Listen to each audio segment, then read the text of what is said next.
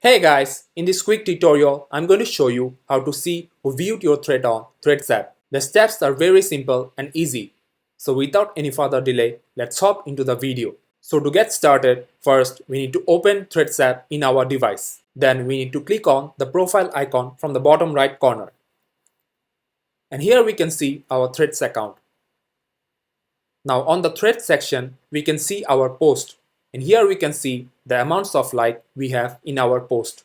So this will give us a basic idea on who viewed our profile. Now if we go to our home and see a random thread, we can get an idea of how many people has viewed this thread by seeing the amounts of like in this post. There is also another way to know on who viewed your thread, and that is through the comment section. Now at this point, Thread doesn't have any specific options to show every single person who viewed your profile.